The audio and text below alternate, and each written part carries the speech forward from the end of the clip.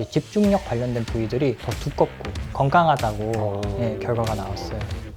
저도 좋다 해서 해봤는데 처음에는 5분도 힘들거든요. 근데 하다 보면 한 10분, 15분 조금씩 늘긴 하더라고요.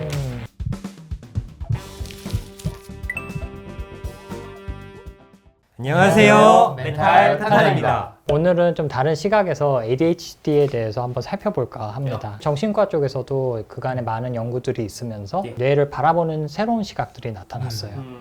예전에는 뭐 전두엽, 축두엽, 후두엽 이렇게 해서 각 부위별로 어떤 기능을 하는지 주로 봐왔었는데 요즘에는 그 부위들이 서로 어떻게 연결되고 상호작용을 하고 있는지 이런 걸 살펴보는 브레인 네트워크를 보는 방식으로 새로 제안이 되고 있어요. 그래서 오늘은 그 중에서 ADHD와 관련이 깊은 네트워크 세 가지를 좀 보고 그 네트워크의 기능을 향상시킬 수 있는 방법도 한번 같이 얘기를 해볼게요. 오늘은 제가 이해하기 좀 편하게 그 인사이드 아웃처럼 이름을 좀 붙여서 설명을 하는 걸로 할게요. 첫 번째 캐릭터는 몽상이에요. 영어 이름은 디폴트 모드 네트워크고요. 주로 하는 거는 과거 회상, 상상, 아니면 미래에 대한 걱정 이런 거를 주로 많이 하는 친구예요. 두 번째 소개할 친구는 이름이 집중이에요.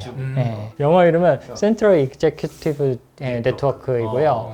주로 집중하거나 어떤 일을 계획하거나 아니면 수행하는 일을 하기 때문에 저희가 특히 일을 할 때 되게 중요한 친구예요. 오늘 마지막 소개할 친구는 반장. 이 친구의 영어 이름은 살리언스 네트워크입니다. 이 친구가 주로 하는 거는 지금 바깥 상황을 보다가 이 상황에서는 집중이가 와야 된다. 아니면 이 상황에서는 몽상이가 와야 된다. 이렇게 결정을 해줘요. 문제는 ADHD 뇌에서는 반장이 일을 잘 못해요. 이제 상황 판단을 잘 못하고 엄한 친구를 자꾸 부르는 거죠. 공부해야 되는데 몽상이 앉혀놓고 이러는 거예요. 맞아요. 딴 생각에 빠져서 자기 문제를 못 풀고 있고 이런 상황이 일어나는 건데 이게 심할 경우에는 심지어 둘을 동시에 부를 때도 있어요. 잡념도 올라오고 불안하기도 하고 이게 혼재된 상태로 혼란을 많이 주죠. 그 집중해 공부하고 있는데 몽상이가 야 우리 저녁 뭐 먹어? 그러다 다시 또 이거 해야 되는데 이 생각 왔다 갔다 하고 그래서 이런 상황이 오기도 하고 또 ADHD 증상이 좀 심해지는 경우가 몽상이가 너무 세고 집중이가 힘이 약할 때예요. 이때는 반장이 아무리 몽상이한테 야 너 거기에서 이제 활동하지 말고 나와라 해도 힘이 세니까 물러나지 않고 계속 버티는 거예요. 말을 안 듣네. 일진 몽상이. 몽상이가 차지하고 있을 때는 우리가 잡념이 진짜 많이 떠올라서 브레인 네트워크의 관점에서는 이 세 가지 브레인 네트워크가 제 기능을 잘 하게 도와주는 게 되게 중요한 부분이에요. 지금부터 이제 ADHD 약 없이도 우리가 이런 네트워크들을 활성화시키는 세 가지 방법을 얘기해 볼 거예요. 특히 이 세 가지 방법은 제가 다 직접 해봐서 제가 생각하는 장단점도 좀 같이 얘기할까 해요. 첫 번째 제가 이제 권장하는 방법은 운동이에요. 2023년 논문에 보니까 이게 우리 흔히 하는 조깅이나 헬스 같은 운동이 아니라 그거는 너무 반복되는 운동이라서 그게 큰 도움은 안 되고 배드민턴, 농구 아니면 크로스핏 이런 운동들처럼 강도는 어느 정도 있는데 순간 판단이 많이 필요한 운동들이 있어요. 즉각 제가 대처를 해야 되는. 근데 이런 운동들을 하면 반장은 밖에 무슨 일이 크게 일어나고 있구나 내가 개입을 얼른 해야겠구나 생각을 하고 집중력을 빨리 데리고 오게 돼요. 운동은 제가 소개하는 세 가지 방법 중에서는 가장 효과가 빠른 게 장점이에요. 실제로 운동을 시작하면 집중이 상승하는 게 나타나기 시작하고 운동 마친 뒤에도 2시간 동안 이제 집중력 향상이 유지된다고 알려져 있어요.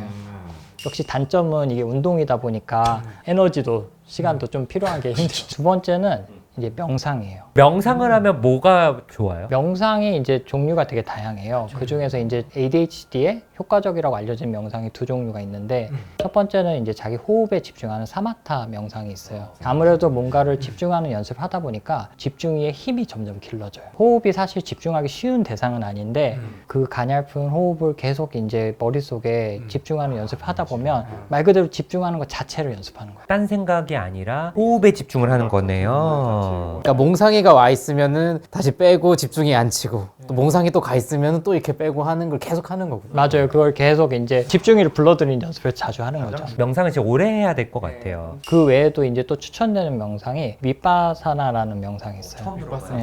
위파사나는 이제 자기를 관찰하는 명상이에요. 바디 스캔일 수도 있고 아니면 내 속에 일어나는 생각들을 찾아볼 수도 있고 그걸 하다 보면 반장이가 민감해지고 상황 판단을 하는 능력이 점점 길러지는 거죠. 이 두 가지 명상을 하면 이제 명상의 가장 큰 장점은 하면 할수록 효과가 커진다는 거예요. 실제로 명상을 오래 했던 분들과 명상을 안 했던 분들의 뇌를 MRI로 찍어서 비교했을 때는 명상을 한 사람들의 뇌에서 이제 집중력 관련된 부위들이 더 두껍고 건강하다고 예, 결과가 나왔어요.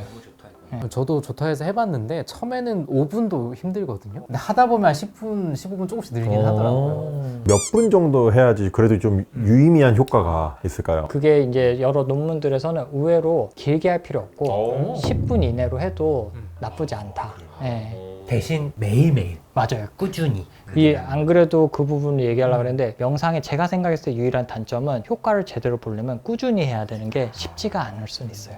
원래 좋은 거는 힘들어. 꾸준히 해야 돼. 세 번째는 TDCS, TMS 이런 뇌 자극 치료들이 도움이 많이 돼요. 이 뇌 자극 치료들이 이 왼쪽 뇌 앞부분을 자극을 하잖아요. 이 부분이 기본적으로 집중이의 심장 같은 곳이에요. 거기에 에너지가 많이 들어오면 이제 집중이가 더 기능이 향상이 되고 그 살짝 뒤편 가운데 있는 부위도 있는데 거기는 이제 반장과 관련된 부위예요. 결과적으로 이 두 군데가 자극이 많이 되는데 그러면 이제 집중이랑 반장이 기능이 많이 좋아지죠. 뇌 자극 치료의 최대 장점은 효과가 좋고 빨라요. 다만 이게 아무래도 시설이 있는 데를 가야 되니까 갖춰진 병원을 찾아야 되고 특정 시간에 이제 예약에 가야 되니까 시간과 공간에 제약이 있다 정도가 좀 단점일 수는 있을 거예요. 명상이나 운동은 그래도 내가 혼자서 해볼 수 있다면 이거는 혼자서 하긴 병원에 좀 가야 어려우니까. 되는 거고. 뭐 TDCS는 대여도 가능하잖아요. 맞아요. 요즘에 그런 식으로 해서 집에 가져가서 매일 해볼 수 있게 하는 프로그램들도 있죠.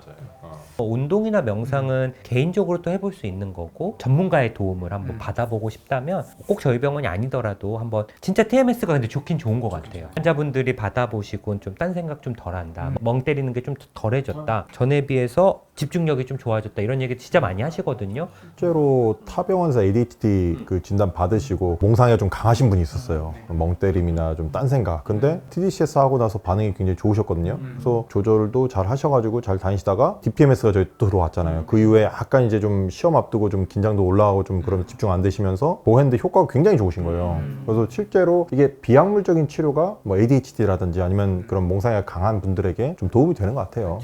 이게 꼭 몽상이나 ADHD뿐만 아니라 자책하는 생각, 불안, 뭐 부정적인 거, 후회 이런 것도 사실은 몽상이와 또 관련이 있는 거기 때문에 뭔가 기존 치료의 한계가 좀 느껴지신 분들은 뭐 운동, 명상 병행하시면서 집 근처나 뭐 가까운 곳에 또 TMS 하는 병원들에 한번 좀 찾아가 보시는 것도 좋지 않을까 생각이 또 듭니다. 예, 저희는 또 다른 영상으로 또 찾아뵐게요. 예, 감사합니다.